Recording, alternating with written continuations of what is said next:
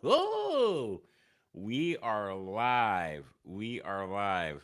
Yes, we are live. I'm glad to say for the second time, back to back, week back to back. I didn't check to see if I have any crusties in my eyes. I got both my monitors up. I didn't know that get all my crusties off. I brushed my hair, brushed my teeth, just to say, hey, we are live. I'm excited to chop it up with you today.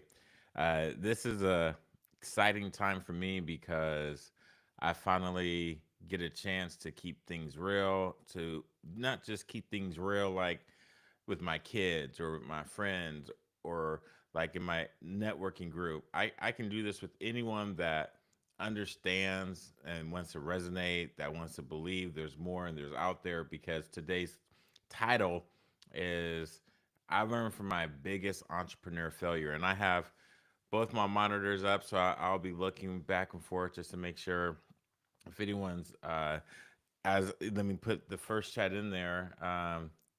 Let me just say to everyone, hello to all my peeps.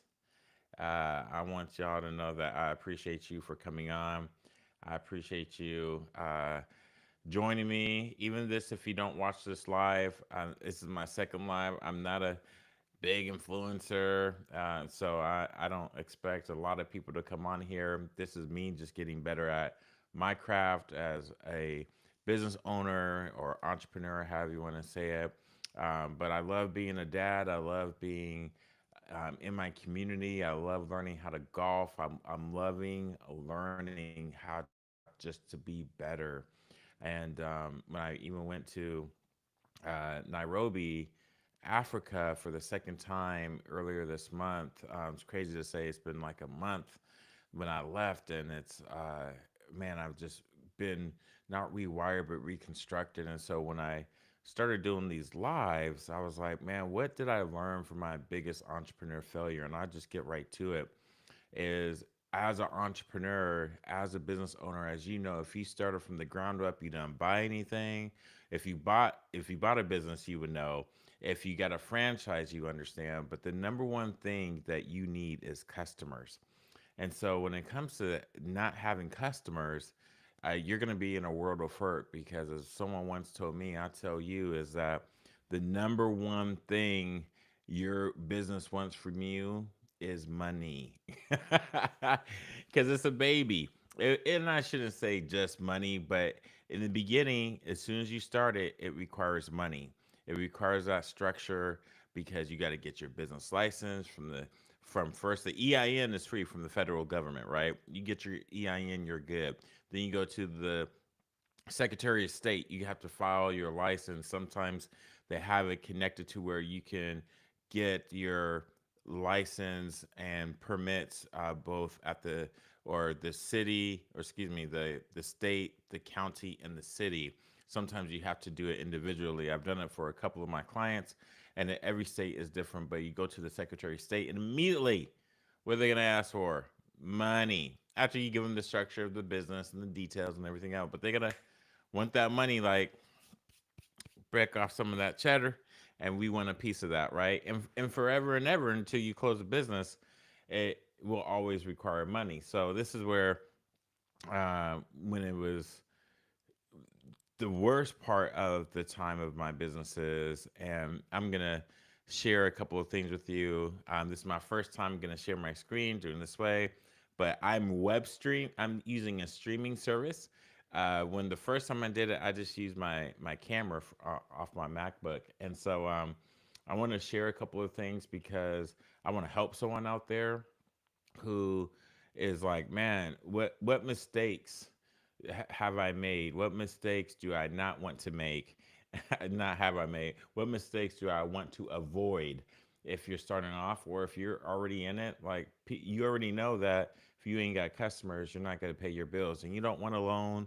You don't want an investor unless you got that business set up. But if you started a business and this is something that you love to do, it's your passion, you want to find customers. And so if I put on my marketing hat on, this is the number one thing that is going to keep your business alive and strong is always have customers lined up to buy your products. And that's what I failed to do. That is by far my biggest mistake is I did not, absolutely did not keep my funnel, what we call a funnel in sales. You may call it a pipeline.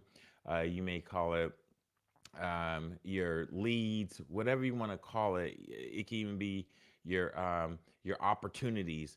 But when it comes to customers, I fail to keep them coming. And there's a couple of good reasons why, but I'm going to tell you the main reason why I failed to make that happen is because I got caught up in my feelings. And again, I want to help someone because when you start something or you want to do this thing that you really want to do, you see other people doing it, you're like, oh man, I want to do that too. And you get caught up in the excitement.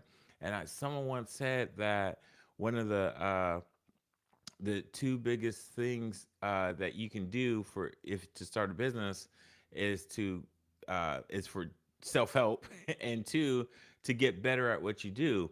But what they don't tell you is like 90% of the resources out there, either 90 or 95% of the resources for you to start a business.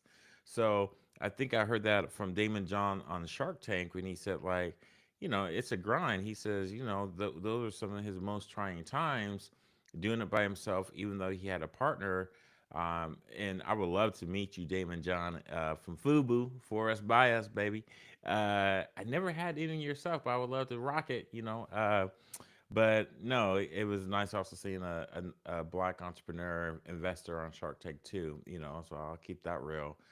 But in regards to keeping that funnel going, I got caught up in my feelings. And I'm gonna pull something up that was near and dear to my heart. And oh no, wait, come on, come back. I'm I want to show you some pictures because I think pictures they say a lot without having to say very much. So when you like work something out and then it doesn't work. So let me share my screen here because I think sometimes when we get caught up in doing what we think we like to do, and then all of a sudden it's like, wait, what's going on? What happened? And let me put it in the chat before I share my screen. I'm going to say, what is one thing you allowed your feelings take over and mess things up? Now, I will say, oh, I see a viewer. Thank you for joining. Feel free to tell me where you're from. If not, that's cool too. But I put in the chat just like, so what is one thing you allowed your feelings to take over? And I'm not bitter. I'm grateful for the experience, but it forced me to believe something that wasn't there. I made a bad decision. I took the risk. I took the gamble. I messed up. So there is no like, well, they should have done this. They should have done that. It wasn't about them. It was all about me. So I just want to show you how excited I got because when I started this journey, now I just said I should be sharing my screen. I don't know why it's not. Come on, share. Um, it's coming. It's coming. So this is hopefully you should see here in just a moment that I was at the Clark College, which is my college right next door. And up, okay, we see it, we got it. Okay, I'm sharing this live to you where the Clark College Entrepreneur Program. I used to run this bad boy, and one of my first pictures was in February 2018. I got um, Eric Thomas to come to the campus here, and it was an awesome time. We talk about when people like you admire, you look up to. These are things to where it's like, hey, we doing some things, and I was excited. This is my second time meeting him. It wasn't my last time either, but we held an event on February 20th, which is crazy, we promoted it, and this was the only day that it snowed. It snowed on this day, and as you can tell, we had people still show up. And this is my friend David. He was like so excited from church. He was like, "Hey, thanks for doing this." And look, let me just back up maybe to a couple of ones. You see how many people that are there? This is a snow day. School was canceled, like from the college being canceled to like our like even high schools to elementary schools. Everything was canceled to where um, like nobody was in session. There wasn't even college courses. So what you see here is people that still came out to see Eric Thomas. And if you try to book Eric Thomas today, you know it is not cheap, which is why I even they gave us a discount. Here's a check of part of the payment that we were blessed to pay. We didn't have to pay because we were full price because we only had a budget. And so here's where Carrie Blake, she was the Entrepreneur Club at the moment president until we turned it into a program. And here's him getting mic'd up. And this is the club that we turned into a program. And so this was a very defining moment for us that we went up to University of Washington for the Entrepreneur Pitch Fest. Uh, Mike Ponjaman, he was such a blessing. He took us to University of Washington's exclusive, invite only um, business plan competition, and I would try to go back the next couple of years, and they told us no. There was one more time we could went. We did go. I didn't get any pictures of that, but we didn't get access into here. And so what was really cool, you got a chance to see students, college students, and their business ideas change the way I looked at business. My students, they looked at business, their projects, which they were just doing as a side hustle, but it turned into more than just a side hustle. It turned it more into, hey, this is something that I can do on my off time. This is something that I can do and make money on and do full time. And what I loved about going to this is it changed the way that my students thought about everything. I forget her name, but she was the one that was in charge of the whole entrepreneur program at University of Washington. And whoops, the and so here's where I was excited. I did a video on it. There's a space needle, and I wanted to um, share that with you because this was what I thought was going to be a opportunity for me to stop doing my business. I thought that we were going to get funding, and let me show you one more screen because I think this is important when it comes to being in full transparency. Again, I'm not mad, y'all, but I'm just keeping it real with. These are the things that I got caught up believing that I was going to ultimately stop my business because I got caught up in my feelings. Oh, you said, hey, hello, I'm Nerd Streaming from Germany. What's up, big dog? Hey, thanks for joining. Let me know if I can answer anything for you. I'm just sharing what I learned from my biggest entrepreneur failure, and I'm still learning it today and still building that business. This is the Clark College website, and here's where uh, it was my alma mater. I went there to teach. I just stopped teaching there a couple of years ago. But when you go into like, hey, I'm a student, I'm gonna go look at the. Oh shoot, it's been a while since I've been here. I should have actually went through it. I'm just gonna go business program. Let's just say business. I'm gonna say and entrepreneurship. We're gonna check this out. I don't know if you get. It took me a long time to learn how to spell entrepreneurship too. Okay, great. Oh, here we go. So you can see right here immediately. I wanted to go to here. I didn't know how to get there. They've changed this website so much. These are the students that came with me on the event. They were at the ET event. We were a club. Obviously, this is me, and this is something that even to still to this day.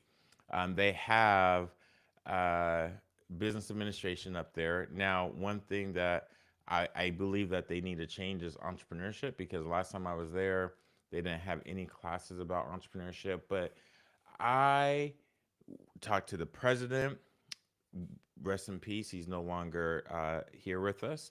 I talked to the number two person. He's now running a college someplace else. They were like, tell me what you need, and if you can do it, if you can build this without us spending any money, because we were in a budget crunch, not like what the college is in now. We said, if you can get this and not have us spend any money, we're good. So what I did was I created that, and I had people ready to cut checks.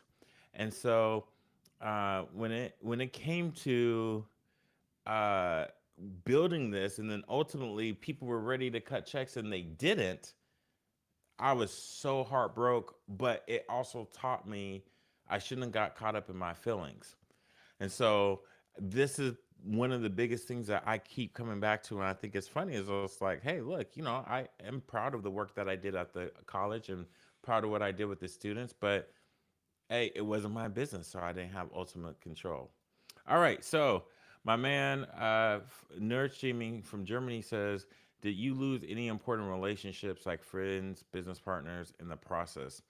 Yeah, I did. I think one of the big, that's a great question, matter of fact. I wish more people would answer that or ask that, um, and be honest about their friend.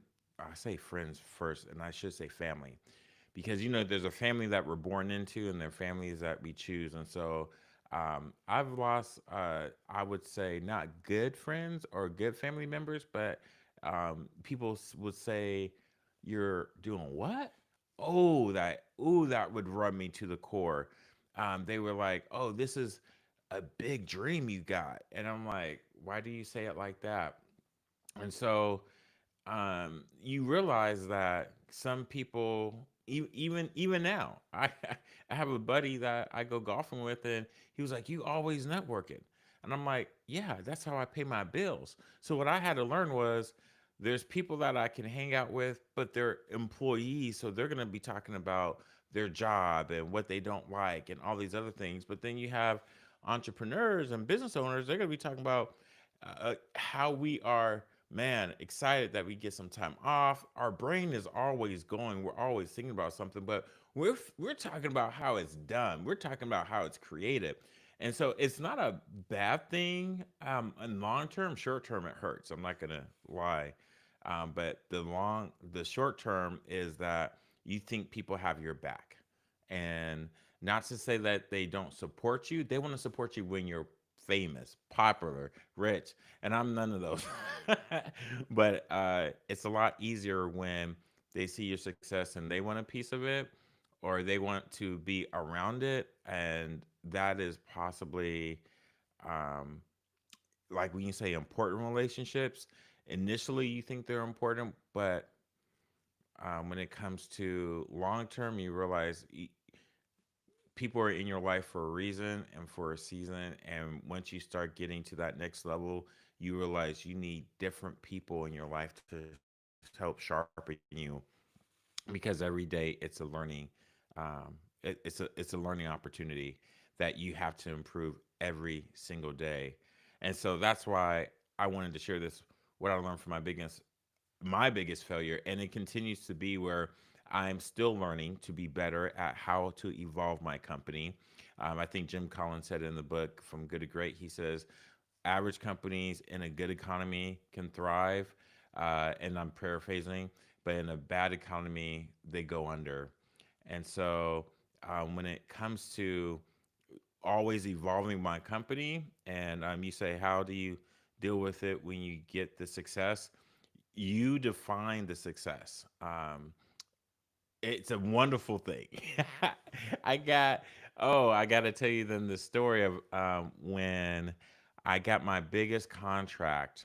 And this was in the pandemic. And I remember seeing, and I would say too, in the very beginning of the pandemic, I didn't get any of the PPP stuff. I was still locked into all the contracts that I had.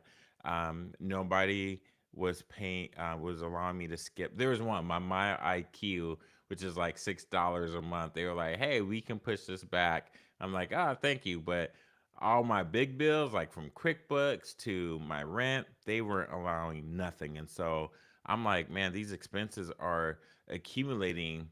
I don't know if I'm going to be able to stay in business.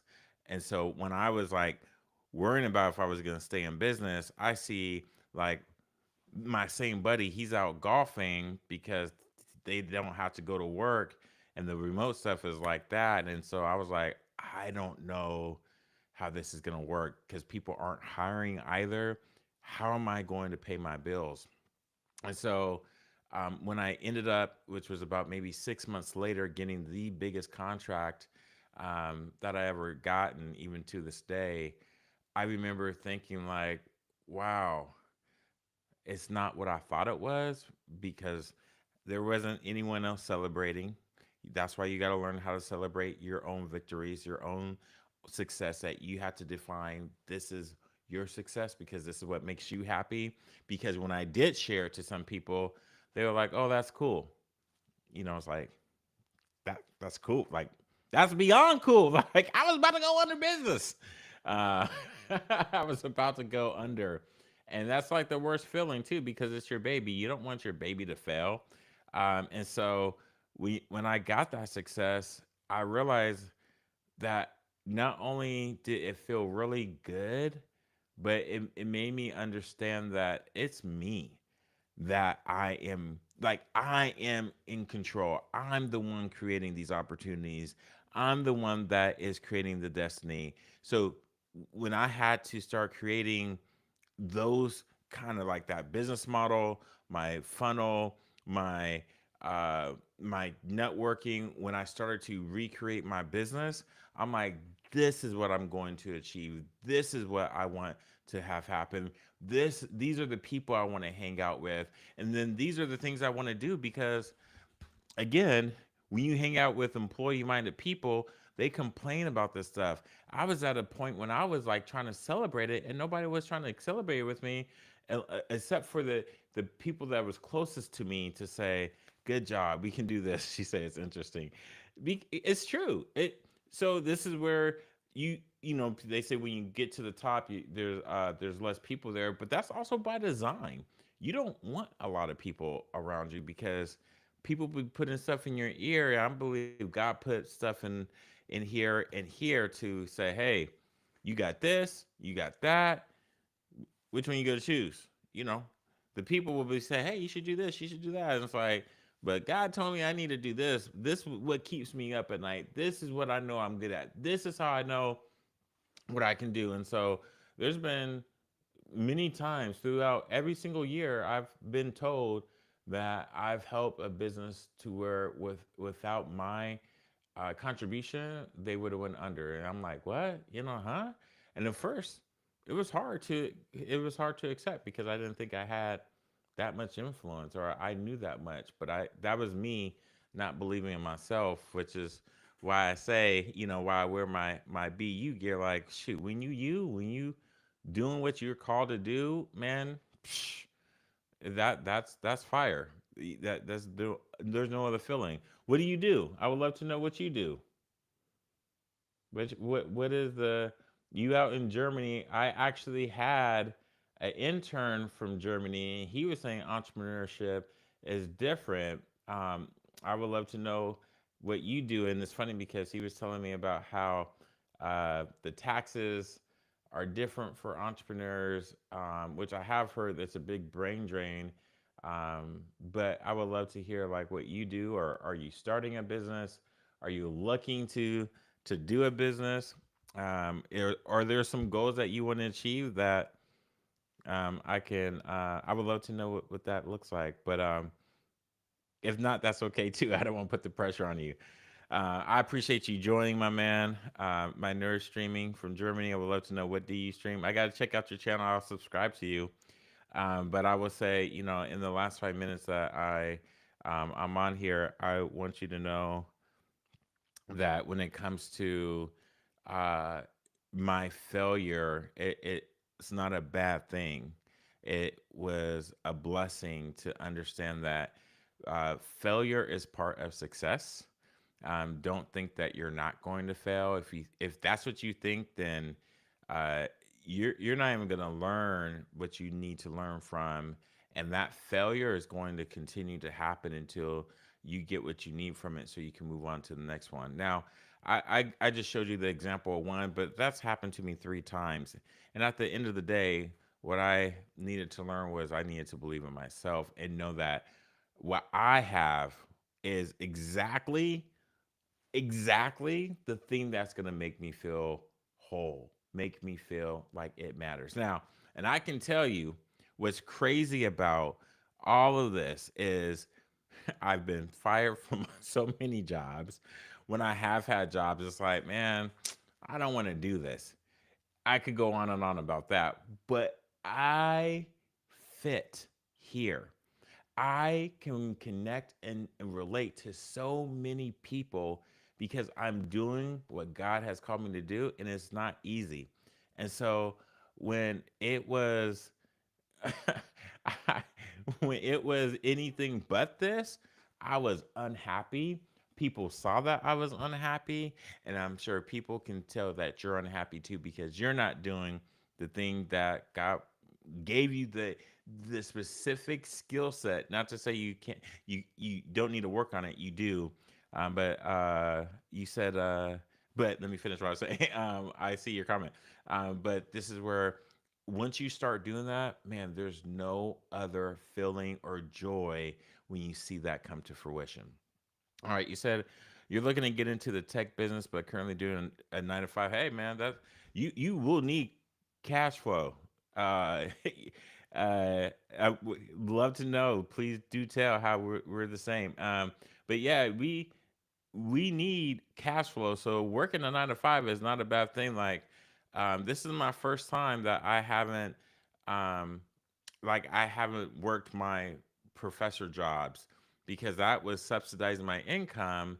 But there was times where I'm like, I'm only doing this, and there's times like I need to do other things because I love that guaranteed income. If you know what I'm saying. When I first started, I was doing Uber, and I have a DoorDash account. I have a Lyft account. When you need cash, you need cash. But there's times where I'm like, I gotta focus on the business.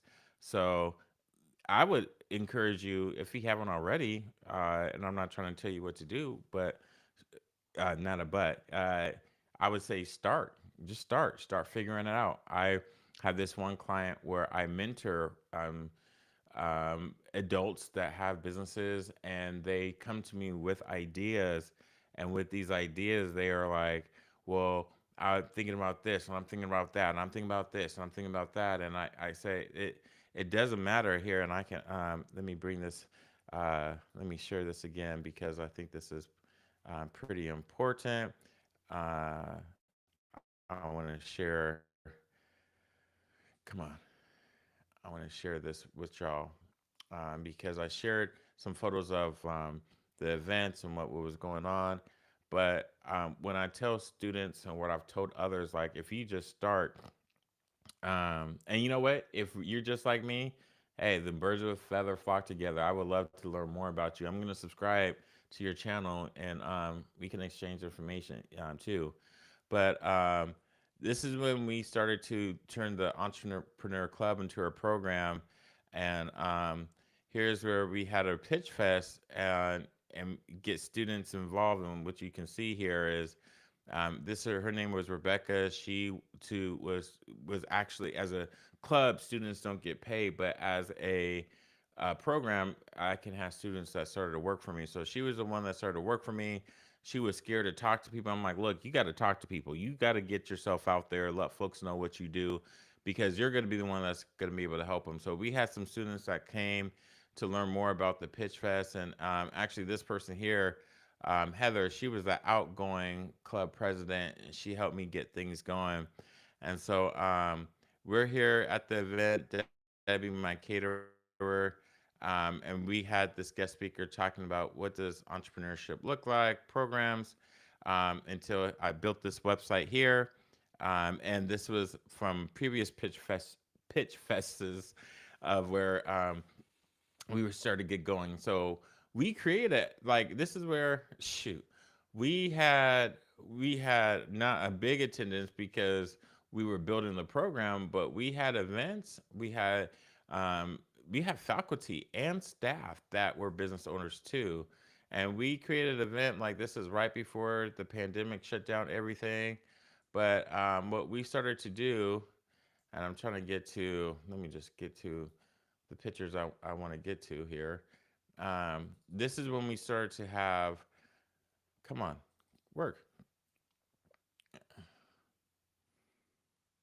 No, it's not wanting to work. There we go. We started to say, look, we're going to do smaller events. We're going to have students come where this person is a builder. I believe his name is John Gerard. He does custom homes. This was Hal Abrams. He worked out of the foundation. He was getting people like, I think he was one of the original people that worked either at Burgerville or Dairy Queen. Um, and both these guys would be considered multimillionaires, ballers in our area, which our area is not a big entrepreneurial town. And we started to do these events, and they started to talk to us about what that looked like. We provided lunch, we provided the opportunity, and there's Rebecca. We had a little table to start doing them. But what I wanted to show you is that we had um, these events, and then we went to the Business Accelerator. This is right before. Now, this wasn't my first time here, but I want to show you this picture here, where in Portland State University they had an accelerator. They had an accelerator and an incubator, and the incubator is where you go to where you can have a place to have an office, and you can have some ideas, and with these ideas, you can incubate it, as in you can slowly bake it, and you can fail, and you'll have a safety net under you. An accelerator is where, if you see these ribbons right behind me, these companies went public. And so the cool thing about Portland State, they were like, "Hey, look, we'll help you." They had at this time, since 2004, 21 startup companies at 40,000 square feet, and they said, "Hey, look, you don't even you don't even need that this much space." So I went to the college, and this is how I started to get them to say, "This is what we can, what I could do." And they were like, they had over 100, almost by this time they were already growing. They didn't update that, but they were like, we're well beyond that. And so we had, what I started to do is started to create this of having our own pitch fest competitions. And I had students that were like, man, these are some great ideas. We have some opportunities to where, if we wanted to help our students, and the judges, you had a couple of these judges here that said, hey, look, I can get you connected to this company. I can get you connected to this co-packer. I can get you connected to this manufacturer. I can get you connected to like this group of people that can help mentor you. And some of these people were ready to, if need be, cut a check or get them connected to their developers. It was really cool. This person was a developer. He actually won, and he had a really good idea that was student oriented, but it was a enterprise technology thing. And so when we started to have these conversations, people loved that because they were like, yes, the older people, this is what keeps me going. But for the younger people, they were like, oh, I can get support. And they were older people too that had these ideas like, oh, I never thought about that. Thanks, because I always was thinking about it, but I didn't know that it was going. If one, was it a good idea? And they were like, yeah, but I've already seen that. They were like, oh, you have? They were like, oh, well, at least I know it's a good idea. But they scrapped it, but they were like, let me at least go check it out. But it kept them motivated to say, I want to find or build something that could be super cool, that I can make it go big. All right, hold on. You say, I realize I feel more fulfilled running things or leading in business. How did you know you were truly built for entrepreneurship and not just drawn to the idea of leading? Ooh, that's a great question. You know, leading, managing, I've been doing that since I was in the Marine Corps. And ooh, leading and managing when structure is already there, it's fun because it sounds like you're great with people. And what I've been told, and I even told my kids, you don't choose to be a leader. You are chosen to be a leader. Your subordinates, they choose you, or people that see the greatness in you, they choose you. So you're probably already a born leader. Yes, there is a difference of entrepreneurship. If and let me just say, there's a lot of buzz when we say entrepreneurship. But entrepreneurship is, by definition, you taking a risk, using your own assets, and making things whatever you create it, and you go put that out in the business world or exchange or marketplace, whatever you want to call it, and you give others the chance to buy it. But it's your solution to what you believe is a problem, and someone exchanges their time, their money, or a barter. You have value being exchanged, and that's business. So um, what I found when I was leading the entrepreneur program, I had three types of students. I had the first student who loved entrepreneurship, but maybe had an idea or heard about it because they watched Shark Tank or Marcus Lemonis The Prophet, and they were like, "Oh wow, like I want to get into business and entrepreneurship is sounds cool," but they didn't know really what it was about. They were just interested, and on top of that, or I should say, maybe in addition, they just knew there was a lot of activity around it, so they were like, "I want to be around it." That was number one. The second type of student was, and this could be a person or it doesn't matter. I was just saying, this is my experience working with the students.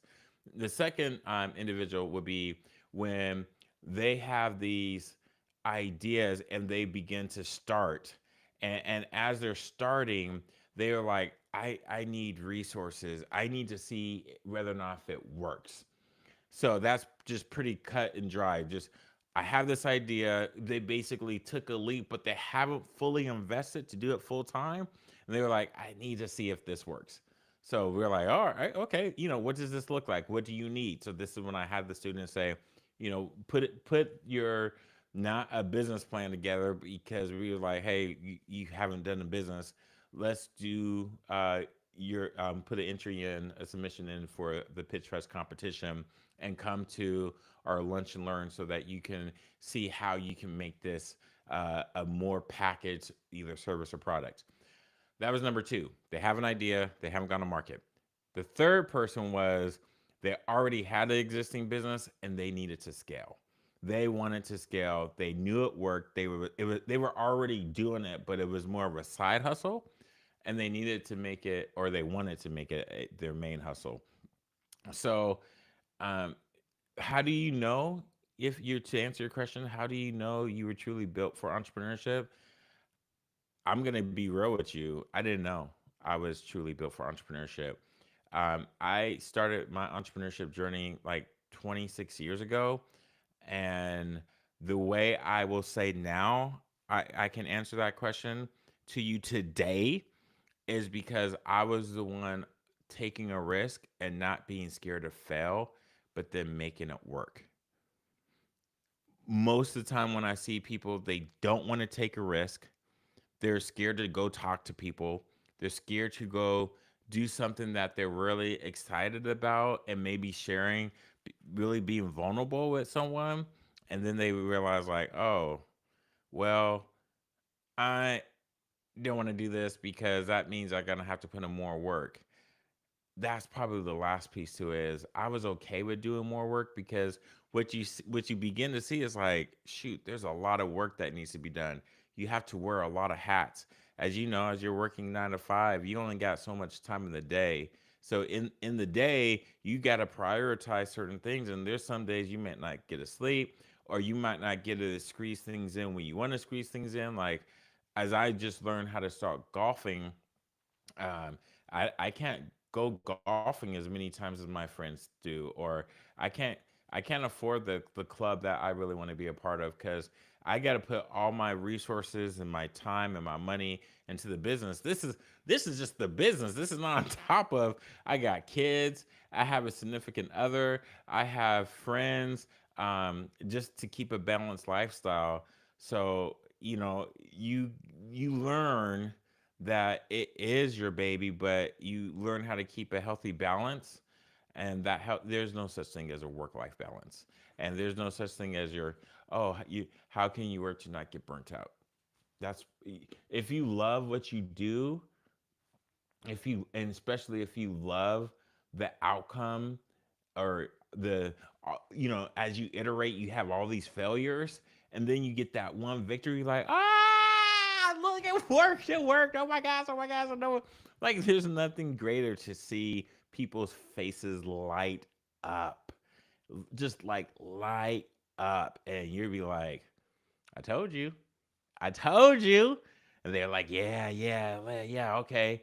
And then it's like, and it's the funny thing that happens is not like, let's do it again. They're like, okay, hold on. I got to sit in this for a minute, because they weren't believers either. So if you want to do this, if this lights you up. That's a great question. And I don't think that's a bad question to ask yourself, because just coming back to how I first answered that, if you're a leader in a structured environment, you just got to create that structure for you in your own business, and you'll be good. You'll be good. So, thank you for engaging with me. I will, if you haven't subscribed, I think I can go back in here, reverse engineer. I'm gonna follow you, and would love to communicate. If any way I can help you, let me know. Uh, in regards to, just give that push. I don't know how far in advance of your time frame is, but if you haven't already started, don't be scared to start. Thank you for joining. Again, for those that just came in late, which I don't see anyone coming late. Oh, someone else did come in. I just want to say my biggest failure was for. Um, oh, you're a subscriber. Okay, bet. That's what's up. Thank you for letting me know. My biggest failure was trusting my feelings of getting excited about other opportunities that were not the opportunity that God gave me. So make sure you go back, watch it. This was longer than I thought, but I appreciate my man, uh, Nerd Technology, Nerd Streaming from Germany, for keeping the conversation going. I hope you got something out of this. And until next time, I wish you nothing but the best. Until next time, dream big and Godspeed.